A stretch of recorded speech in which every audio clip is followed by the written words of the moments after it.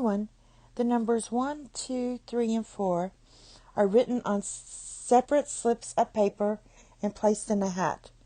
2 slips of paper are then randomly drawn, one after the other, and without replacement. So that's without replacement. We're going to make a tree diagram showing the 12 possible outcomes of this experiment and find the probability that the sum of the numbers picked is 6 or more. So let's start with our tree diagram. So the first draw, and I'm going to draw this kind of way out. So the first draw is going to be 1, and I'll put 4 over here. Something like this. So it'd be 1, 2, 3, and 4 over here. Now, you're not replacing it. So if you draw 1 the first time, so this is the first one, then the second one, you're going to only get either a 2, 3, or 4.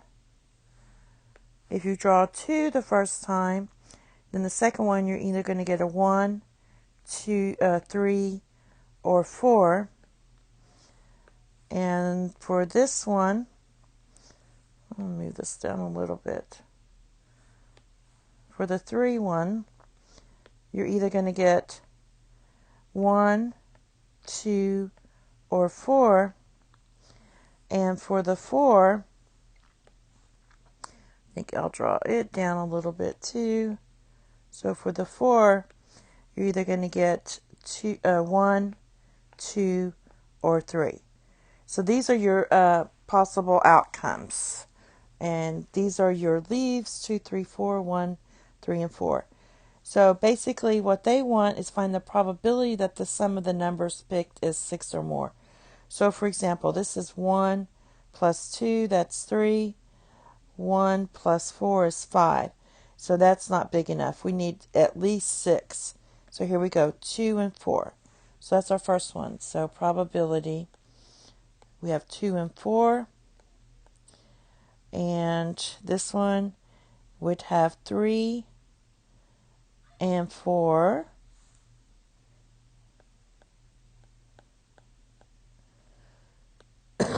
And this one we'd have 4 and 2 and 4 and 3.